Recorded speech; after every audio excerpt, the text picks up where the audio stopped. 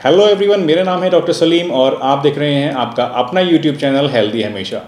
दोस्तों, आज इस वीडियो में हम बात करने वाले हैं कोलेस्ट्रॉल के बारे में, जहां मैं आपको बताऊंगा कुछ ऐसे असरदार उपाय और कुछ ऐसे आसान टिप्स जिसकी मदद से आप बिना किसी मेडिसिन के नेचुरली अपना कोलेस्ट्रॉल घटा सकते हैं।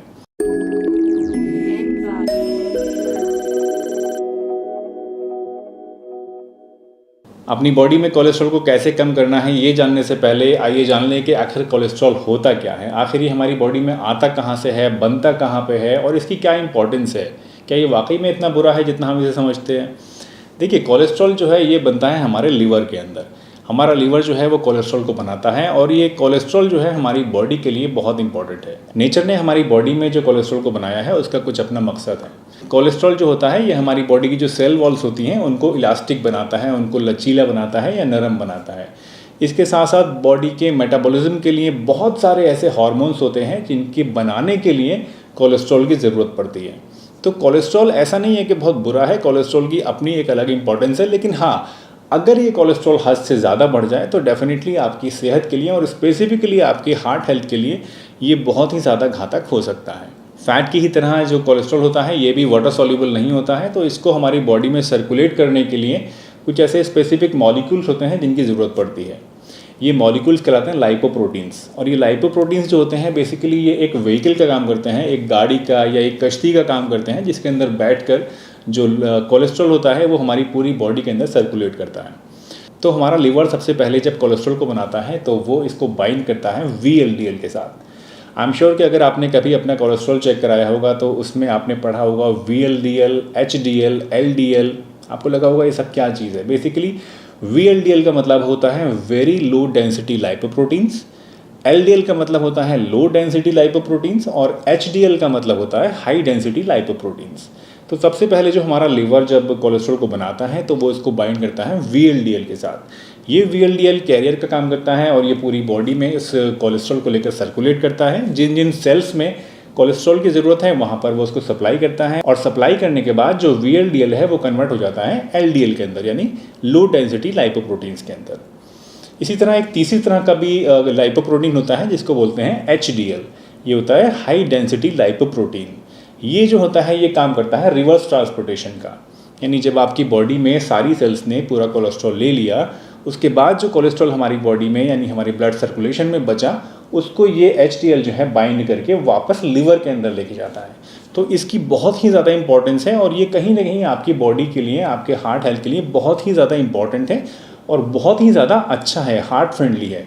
क्योंकि ये क्या कर रहा है, ये आपके जो सर्कुलेशन है उसमें से एक्स्ट्रा कोलेस्ट्रॉल को उठाकर वापस लिवर में लेके जा रहा है। तो आपकी बॉडी में प्लैक बनने का, आपकी वेसल्स के अंदर प्लैक बनने का या कहीं पे थ्रोम्बोसिस होने का या फिर कोलेस्ट्रॉल बढ़ने का खतरा कम हो जाता है। इसलिए जब भी कभी हम टारगेट करते हैं अपने कोलेस्ट्रॉल को कंट्रोल करने का, तो हमारा जो टारगेट होता है, जो हमारा मकसद होता है वो होता है LDL और VLDL को कम करना और HDL को बढ़ाना। तो चलिए, ये तो हो गई बेसिक सी कुछ जानकारी कोलेस्ट्रॉल के बारे में जिसको आपको जानना ज़रूरी था। अब जानते हैं कुछ एक ऐसे बहुत ही इंपॉर्टेंट टिप्स के बारे में, कुछ ऐसे लाइफस्टाइल चेंजेस के बारे में जिनको अपनाने से आप बिना किसी मेडिसिन के अपना कोलेस्ट्रॉल काफ़ी हद तक घटा सकते हैं। और हाँ, जैसा मैंने आपको बताया, हमारा मकसद है LDL और VLDL को घटाना और HDL को बढ़ाना। सबसे पहली और सबसे इम्पॉर्टेंट चीज़ जो है वो है आपको अपनी डाइट में मोनो अनसैचुरेटेड फैट्स को इंक्रीज़ करना है। जी हाँ, इंक्रीज़ करना है, घटाना नहीं है।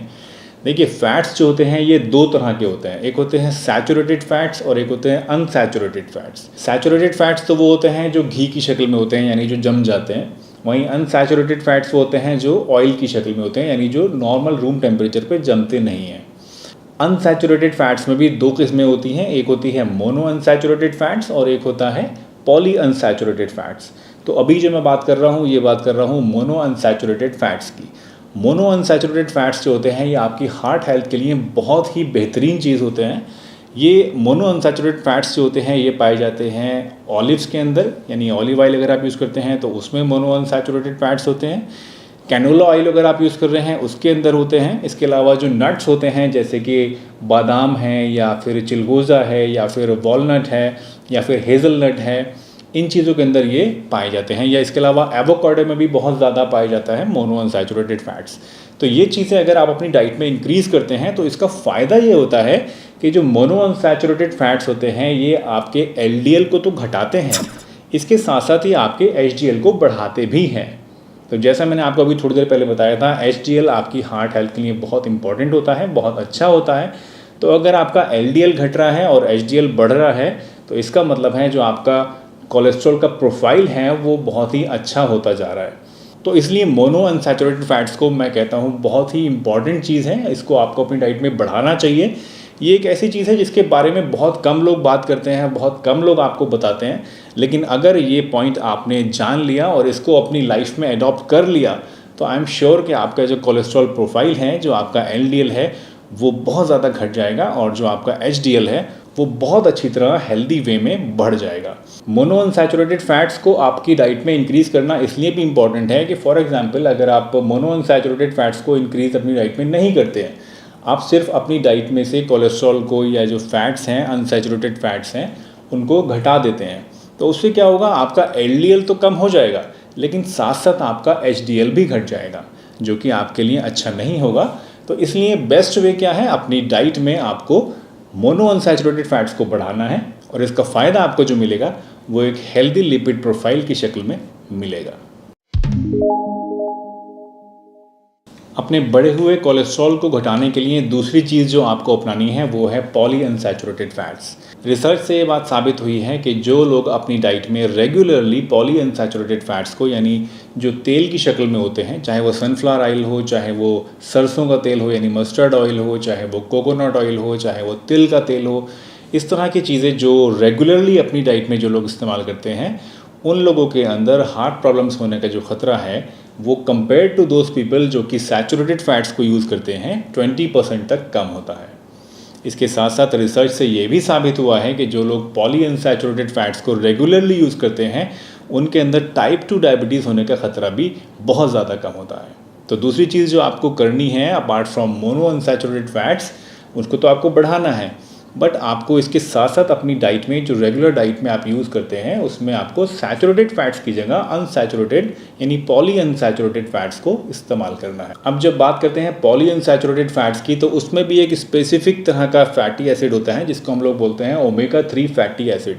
ये भी एक गोल्ड माइन है आपकी हार्ट हेल्थ के लिए। तो अगर आप नॉन वेजिटेरियन हैं और आप किसी ऐसे एरिया में रहते हैं जहाँ पर सी फूड आपको इजीली अवेलेबल है, तो आप सी फूड के थ्रू यानी मछली के थ्रू या क्रैब्स के थ्रू या जो भी आप सी फूड में पसंद करते हैं, प्रॉन्स के थ्रू अपनी डाइट में शामिल कर सकते हैं। स्पेसिफिकली जो मछलियाँ फैटी होती हैं जैसे कि सैल्मन है, तो उसके अंदर ये ओमेगा 3 फैटी एसिड बहुत ज़्यादा पाया जाता है, उसके थ्रू आप अपनी डाइट में शामिल कर सकते हैं। अगर आप नॉन वेजिटेरियन नहीं हैं तो आप कोई सप्लीमेंट इसका यूज़ कर सकते हैं या फिर सीड्स के थ्रू या फिर नट्स के थ्रू आप इसको अपनी डाइट में शामिल कर सकते हैं।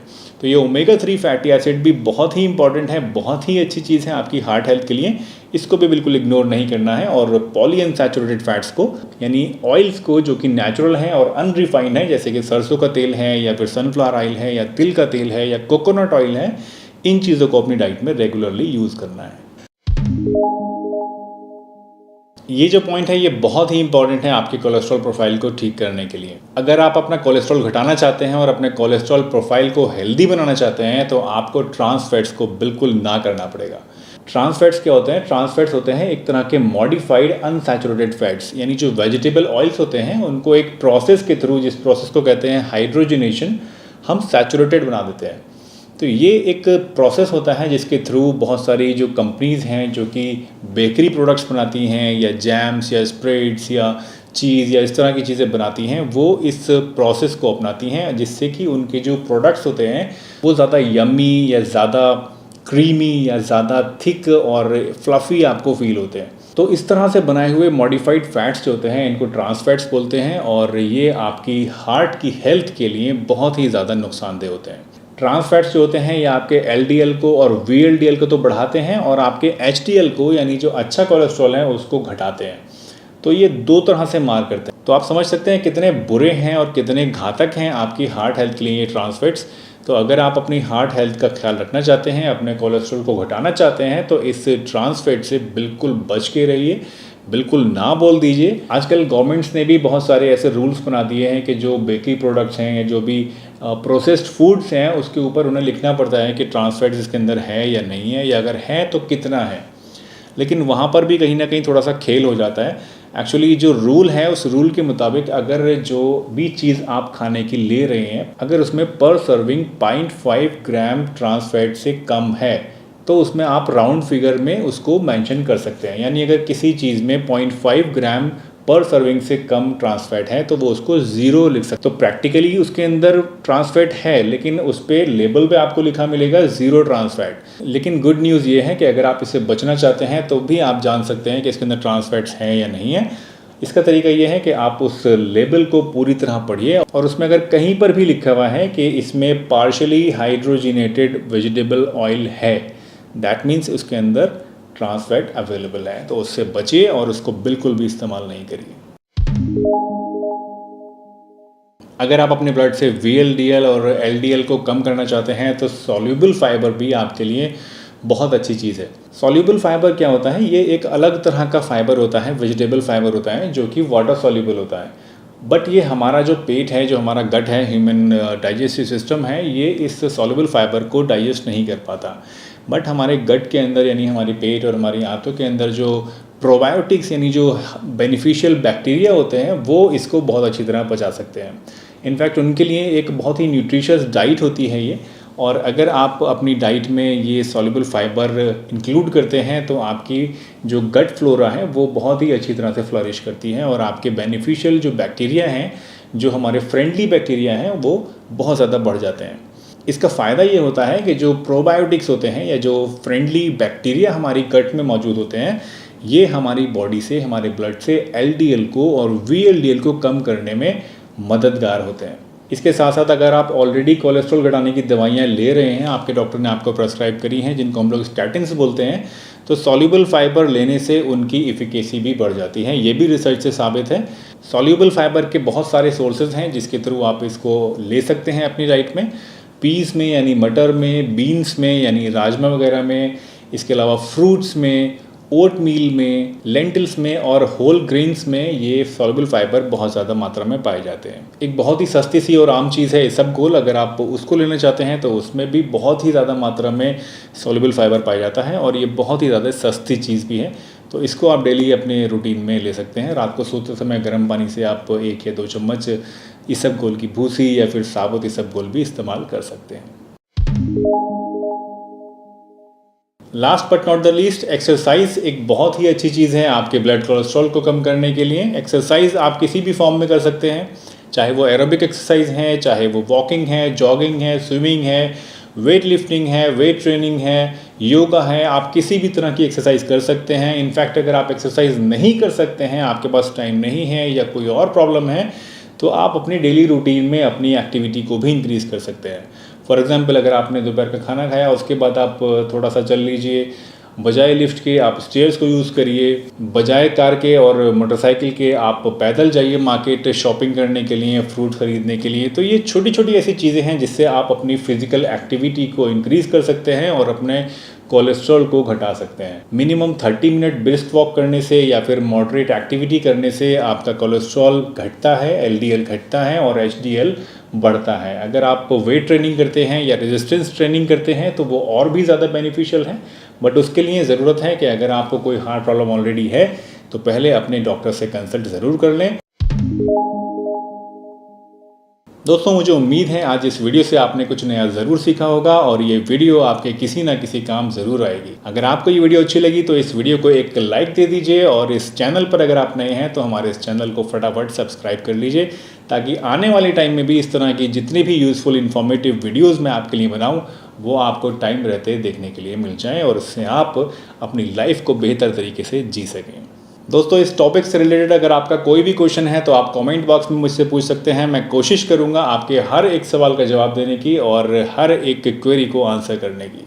तो चलिए इस वीडियो को यहीं पर एंड करते हुए मैं डॉक्टर सलीम आपसे विदा लेता हूं, इस वादे के साथ कि फिर मिलूंगा आपसे एक बहुत ही बढ़िया सी नई इन्फॉर्मेटिव वीडियो के साथ। तब तक के लिए अपना बहुत ध्यान रखिए। Tata, bye bye and stay healthy हमेशा।